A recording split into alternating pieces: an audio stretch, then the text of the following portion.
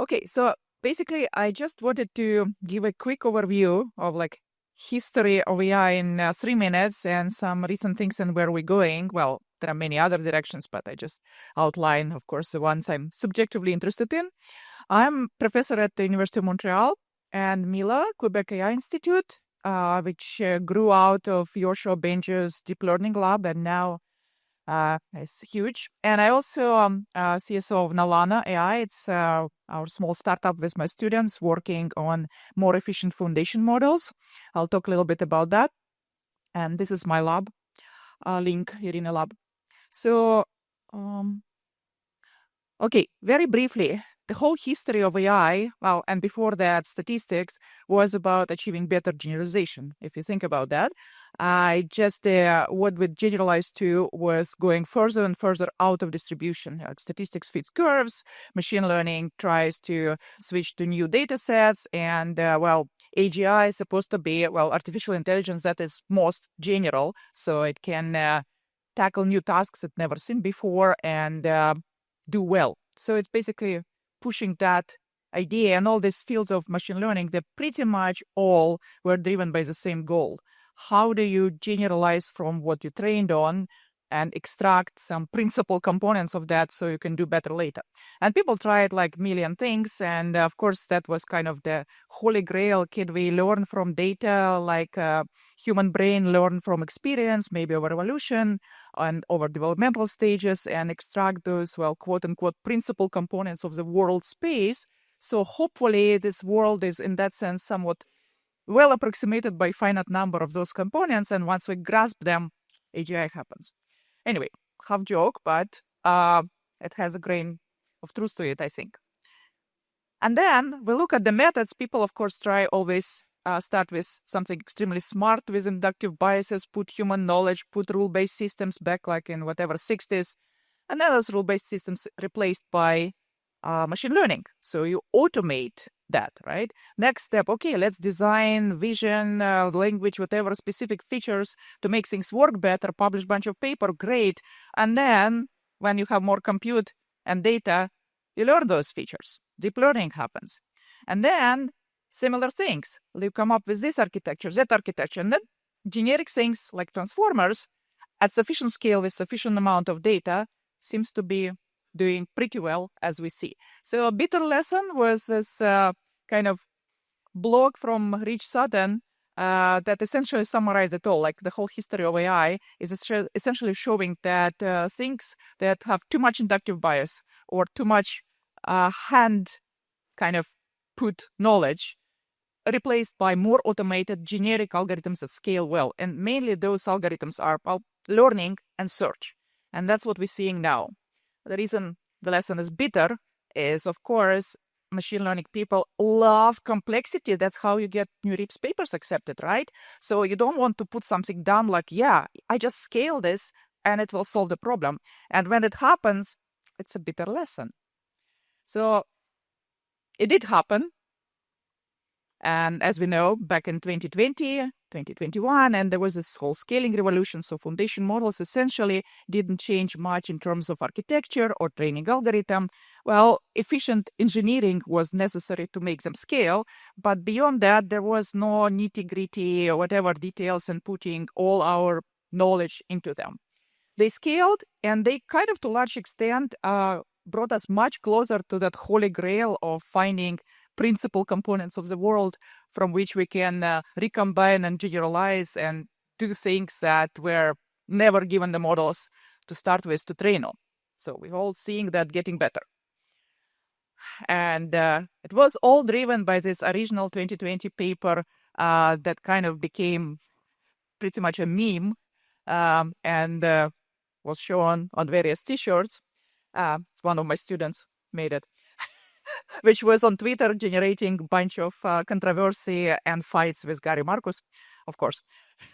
But bottom line was, if you scale, compute, dataset size and parameters, and the beauty was it's very simple. It's like just those three rough things. You don't really measure information content of the data accurately. You don't really measure capacity of the neural network, but very rough approximations to those kind of let you predict how performance, in this case, it was a test laws, how it will evolve. And it's power law, which is straight line and log-log plot. At least the story was, of course, approximate, but so attractive and simple. You can predict things, you can choose architectures, algorithms that scale better, that have this better slope. So it's investment tool for machine learning, and it lets you pretty much, to some extent, predict how much you need to scale and what you should do in terms of data versus parameters to get the best result. Anyway, so it's by now it's like history. 2 years later, chinchilla laws come out, say, actually you can do better compute-wise, invest more in data than in model. You don't need 500 billion model to reach the same performance. 75 billion chinchilla can work. And basically say, given compute, if you want training compute optimal thing, you switch from 2 to 5 ratio that Kaplan's basically law suggested to 50-50. Much more data, smaller models. And the trend continued and continued and continued, because in 2023, Llamas came out and said, okay, well, if you don't really care that much about training compute, but you care much more about inference compute, because the model will have to run for multiple customers, and it takes, well, inference takes time. So you want to optimize for inference.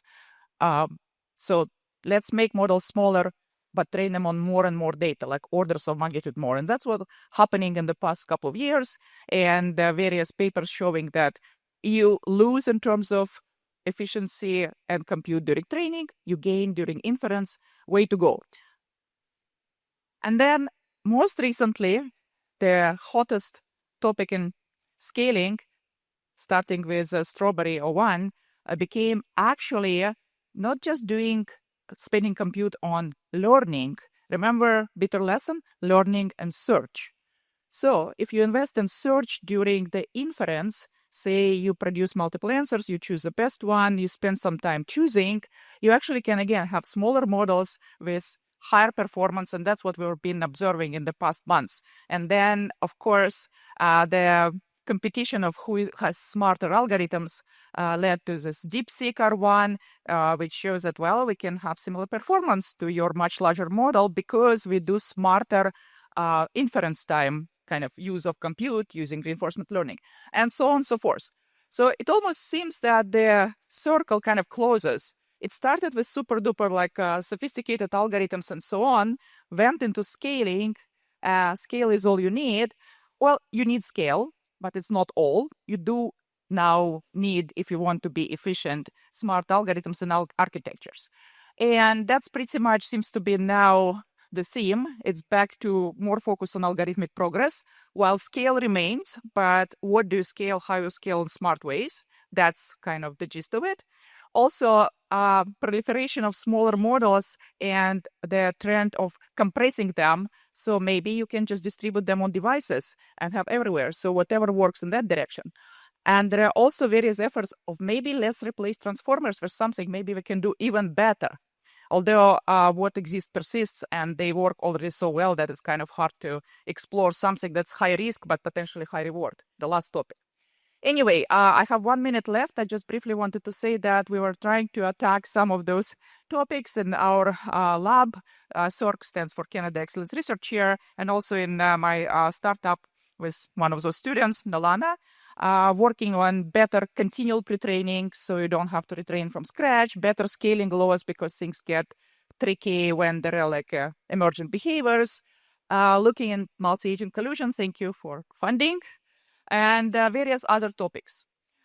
So basically, the most recent thing I just kind of wanted to pitch, we just released the suite of open source models that include compressed or quantized models that trained in quantized way. The long story short, they are much more memory efficient. Performance corresponds basically at the level of the floating point. And the trick is that it's apparently much more efficient to train them, say, ternary models from scratch, rather than do what usually people did, train a floating point and then compress. Anyway, so it's out there, and there is a whole suite. You can study scaling laws, you can use them, so on and so forth. So it's like all our stuff is open source. And final comment, yeah, I know I'm out of time, is the last point I said, what's next? Well, it's complete like a switch in different directions. So maybe don't break it if it's working with transformers, or maybe try something that may become much, much more efficient at scale. Like perhaps there exist architectures, maybe by inspired somehow nature scaled this network from single cell. Maybe we can learn about scaling process and resulting architectures from that. But it's very open-ended. As I said, it's under-researched area. So, it's kind of just a reminder that actually brain is dynamical system. Artificial neural network is not. And this dynamical system is perhaps much more efficient in terms of storing information because of that dynamics where you can encode information. In our transformers, they sit there and wait until the input, process the input, spit out output. That's it. There is no internal dynamics, and maybe that's missing. Thank you so much. Okay. Thank you.